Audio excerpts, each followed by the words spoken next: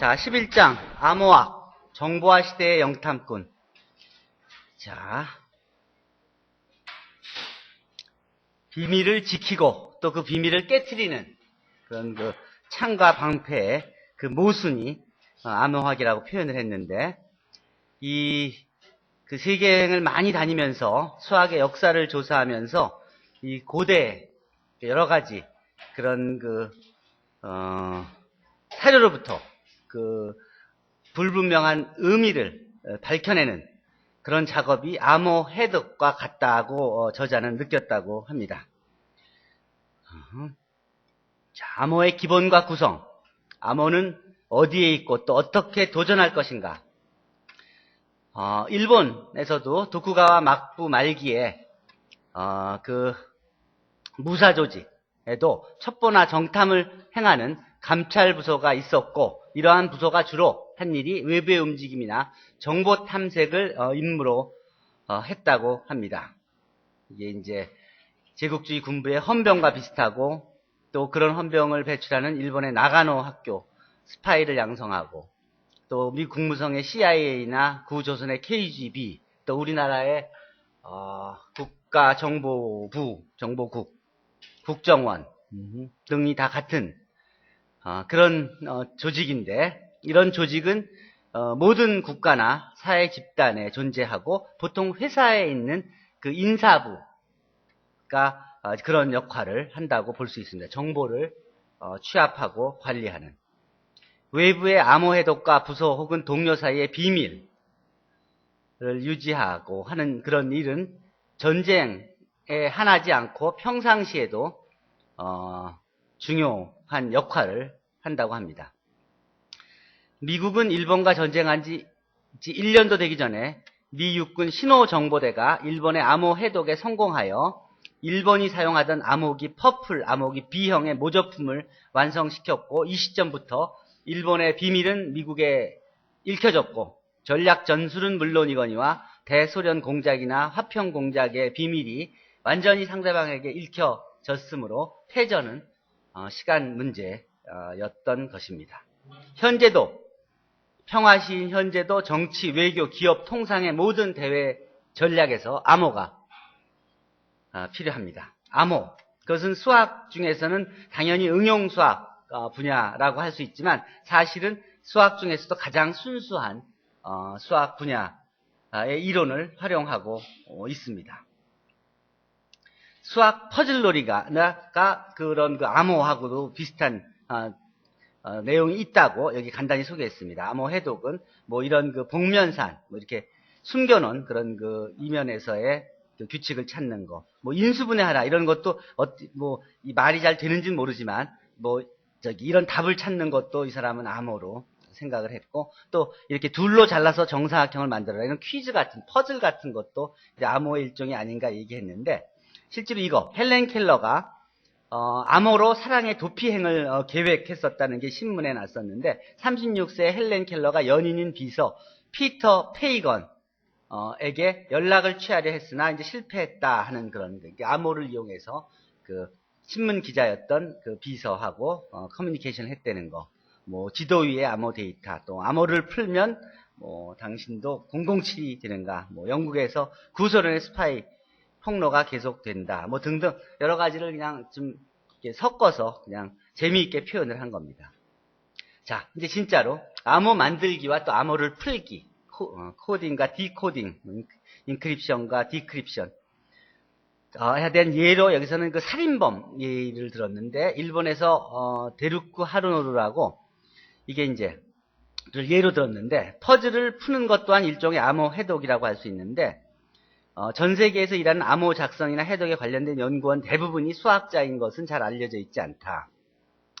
실제로 우리 국정원에도 그 암호실이 있는데, 거기에 우리 졸업생 79학번 암호 79학번 암호를, 그러니까 79학번이 어쨌든 공무원 시험으로, 그 당시에 4급 공무원, 요새 7급 공무원 시험으로 서울시청 공무원이 됐다가 착출이 돼서 국정원에 가서 암호실에 배치되고, 그 후로부터 암호를 공부해서 실제 성균관대학교에서 그 정보통신호에서 원동호 선생님 아래에서 박사학위를 받고 그리고 암호 전문가로 활동하고 있는데 그 사람도 하다 보니까 수학이 더 필요해서 서울대학원 수학과에 다시 입학해서 박사과정을 수료했어요.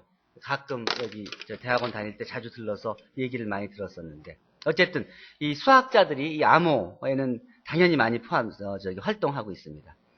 여기서 얘기했던 것은 뭐냐면 최근의 범죄에서 범죄자가 암호와 같은 범행 성명을 제시하는 사례가 많아졌기 때문에 그 대응책이 필요하다.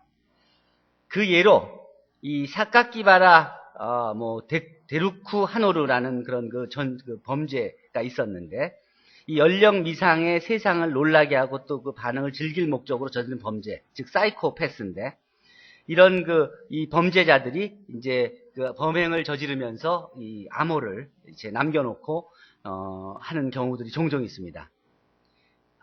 이런 문제들은 과거의 상식으로 풀기가 어렵고 따라서 암호를 지키는 기술뿐만 아니라 장래에 종이 없는 세상의 필수 불가능의 기술이 또 암호는 지키는 기술뿐만 아니라 이 장래에 필수 불가능한 기술이라고 이제 그 암호 전문가 교수는 얘기하고 있습니다.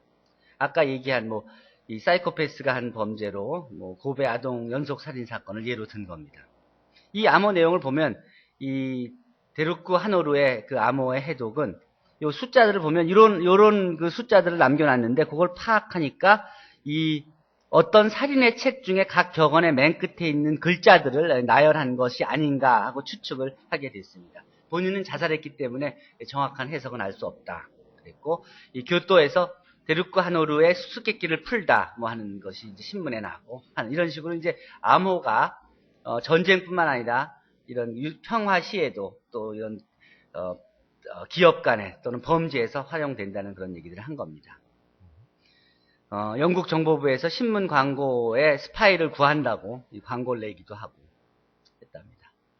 이 난수와의 연관성은 이 스파이에게 꼭 필요한 암호 필수 도구가 암호 수신용 라디오, 난수표, 또 시간표, 또 문자 변환표 등인데 이 오른쪽에 있는 암호문의 작성법과 해독법의 예를 몇 가지 제시했으나 일명 카이샤르 암호라 부르는 치환 암호와 같이 문자를 문자의 한 자리 이동이라는 열쇠가 결정되면 작성이나 해독이 쉽습니다. 그러나 사전에 열쇠 키를 미리 알려줘야 하는 결점이 있습니다.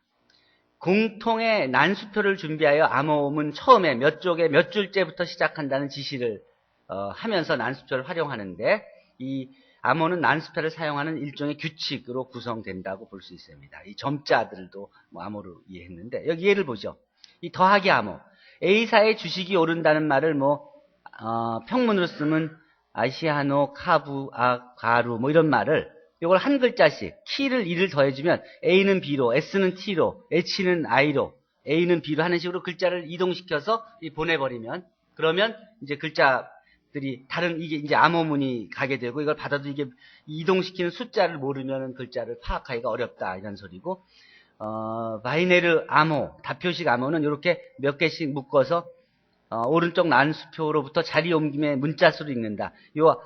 여기 요 난수표를 보면 23051431 23051 여기는 두 자리를 옮기고 여기는 세 자리를 옮기고 여기는 0자리 옮기고 여기는 5자리를 옮기고 여기는 한 자리만 옮기는 거예요. 그죠? A하고 SH는 두 자리씩 옮겼으니까 CUJ가 되고 ANO는 세 자리 옮겨서 DQR이 되고 하는 식으로 이 난수표가 암호를 만들 때 이렇게 활용되는 겁니다. 이제 이걸 서로 가지고 있으면 거꾸로 해갖고 유추해서 평문을 만들어낼 수 있는 거죠. 구체적인 실제 예로 1980년 자위대 사건에서 보면 일본의 현역 육군 장군이 소련 스파이에게 보낸 것과 해독, 암호 전문은 이거였고 난수표 숫자는 이렇게 바뀌어지고 그걸 해독하면 이런 숫자로 바뀌어지고 그것을 변환하면 이렇게 센, 겟, 수, 노이가 돼서 전월에 이런 뜻으로 번역됐다는 이런 소리입니다. 이제 이런 것들이 난수표를 이용해서 사용되는 겁니다. 정보사회에서 암호의 역할은 입소문과 신용근거의 도산이라는 예를 들었는데, 지하철에서, 이렇게 너 취직됐다며, 있잖아, XY 신용근거야, 그럼 내 근무한다는 그 신용근거가 도산될 거라는 소문이 있던데 하는 소리를 딴 사람이 듣고, 그것을 주위에 확산을 시켜서, 그래서 쫙 퍼져서, 입소문을, 그래서 신용근거에 돈을 저축하고 있던 사람들이 한꺼번에 다 예수금을 찾고, 소동이 일어나고 해서 파산이 될 수도 있고 뭐 하다는 그런 얘기입니다. 그런 예가 실제로 있었다는 얘기입니다. 어떤 정보를 흘려서 입소문을 일으키는 사람이 있는데 이런 것을 마케팅 기법에 접목한 것을 입소문 마케팅이라고 하는데 이 암호화 같은 속삭임을 통하여 입소문으로 정보에 나간다. 그런데 이런 것이 요즘은 오히려 더 현대는 한순간에 그런 정보가 확산되고 전 세계의 모든 정보가 순식간에 전달되기 때문에 파괴력이 더 있을 수 있다. 뭐 그런 얘기를 든 겁니다. 아까 그렇죠. 저축은행의 예는 다행히 그렇게 영향력이 크지 않고 예산의 저금이 빠지는 걸 막을 수 있어서 소동으로 끝났지만 어쨌든 그런 마케팅들이 있다는 소리입니다. 현재 우리는 정보의 홍수 속에 살고 있고 이 정보와 암호는 밀접한 관계가 있다는 것을 이 결혼 정보, 암호 정보 사회, 정보의 홍수, 정보를 흘린다, 개인 신용 정보 보호 등 이런 소식을 신문에서 언제든지 자주 볼 수 있다는 소리입니다.